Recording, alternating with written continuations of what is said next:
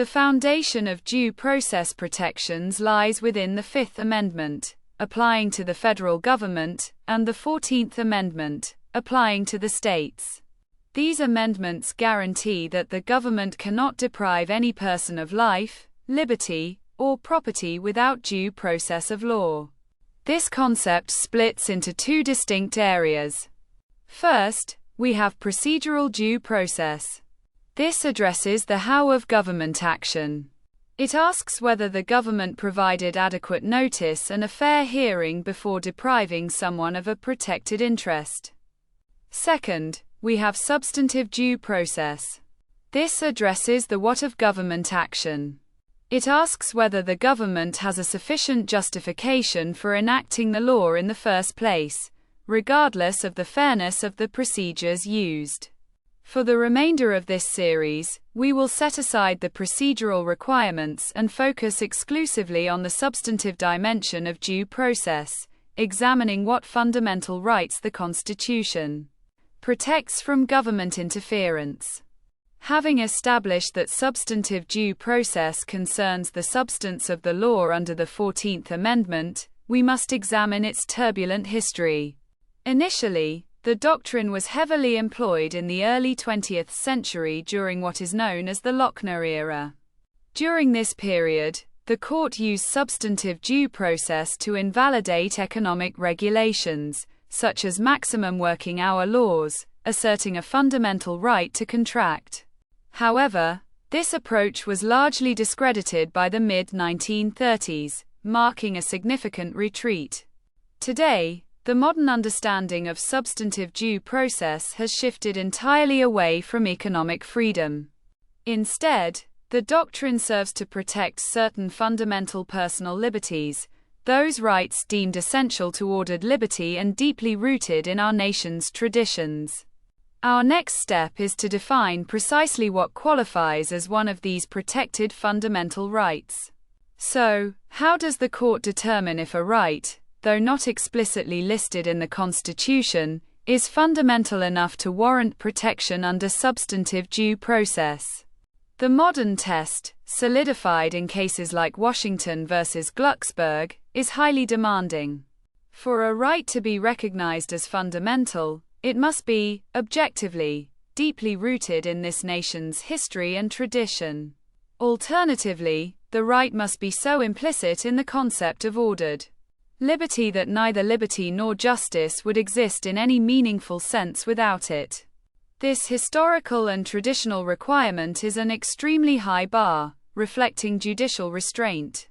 When the court finds that a right meets this rigorous standard, that it is indeed fundamental, any government action that infringes upon that right immediately triggers the most rigorous judicial review available: strict scrutiny.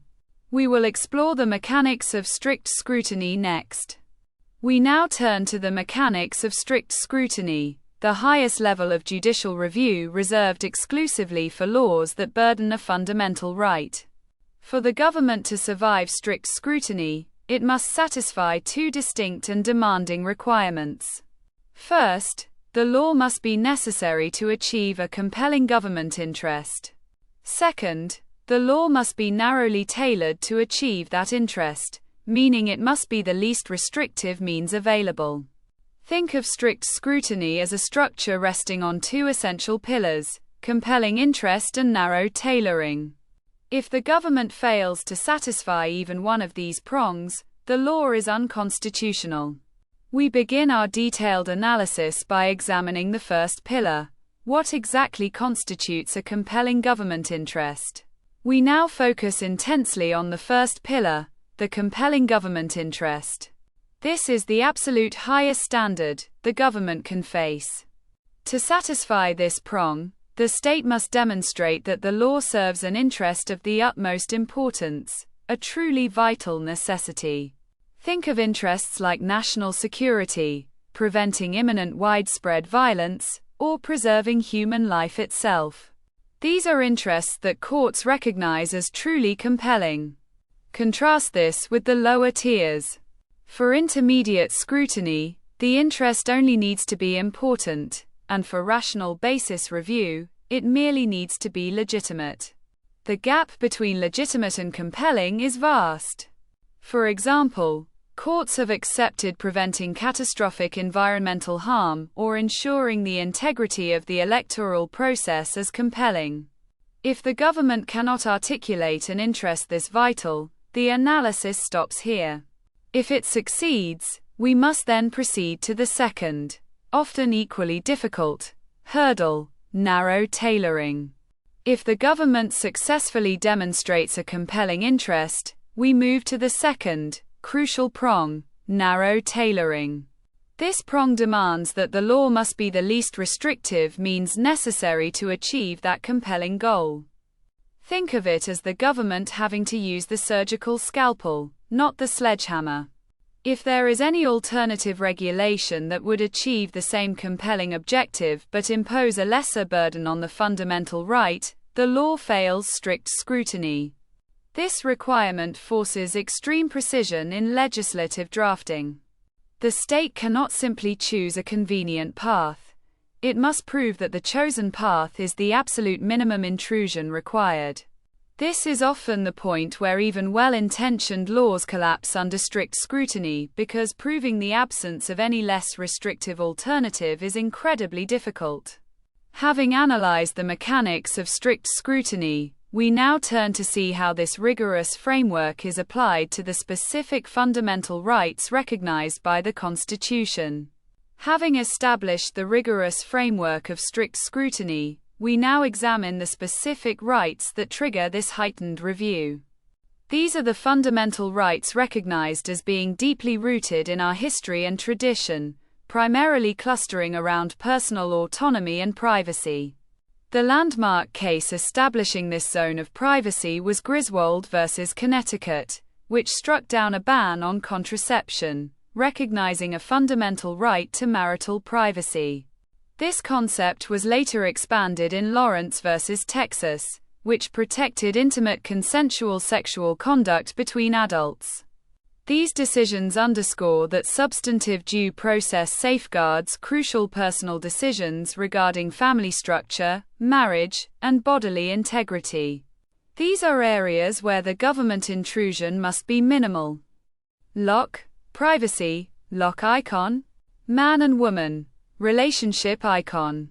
These rights are foundational to personal liberty, demanding the highest level of judicial protection. We must now turn our attention to the most recently and intensely contested fundamental right recognized under this doctrine. The most intensely contested application of substantive due process concerning bodily integrity has historically been abortion rights. In 1973, the Supreme Court decided Roe v. Wade, recognizing a constitutional right to choose abortion based on the fundamental right to privacy protected by the 14th Amendment. This right meant that state regulations face strict scrutiny review. However, this framework was dramatically altered. In the 2022 decision of Dobbs v. Jackson Women's Health Organization, the Supreme Court explicitly overruled both Roe and Planned Parenthood v. Casey. The Dobbs majority held that abortion is not a right deeply rooted in the nation's history and tradition, and therefore, it is not a fundamental right protected by the 14th Amendment's due process clause. Consequently, the authority to regulate or prohibit abortion returned entirely to the individual states. This monumental shift requires us to now contrast the analysis for these fundamental rights with the standard applied when a right is deemed non-fundamental. Now that we have seen the rigorous demands of strict scrutiny, we must contrast it with the standard applied when a right is deemed non-fundamental: rational basis review. This is the default setting for most economic and social legislation. Under rational basis, the government faces a significantly lower hurdle. The challenger must prove the law is arbitrary. The government only needs to demonstrate two things. First, that the law serves a legitimate governmental purpose, and second, that the means chosen are rationally related to achieving that purpose.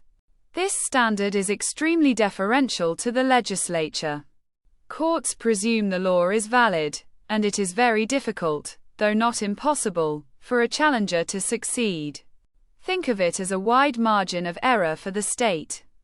This stark difference between strict scrutiny and rational basis review completes our look at the two primary tiers of scrutiny under substantive due process. Next, we will summarize the entire analytical decision tree. We have now covered both ends of the scrutiny spectrum, from the demanding strict scrutiny to the highly deferential rational basis review.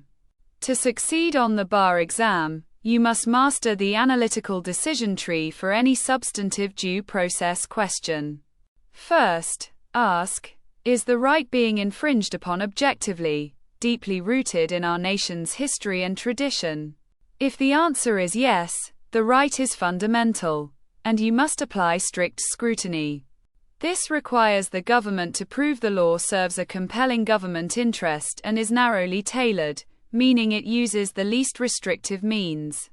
If the answer is no, the right is non-fundamental, and you default to rational basis review. Here, the law only needs to achieve a legitimate purpose through means that are rationally related. Mastering this tiered system, fundamental versus non-fundamental, is the absolute key to successfully analyzing any substantive due process challenge. This concludes our review of substantive due process.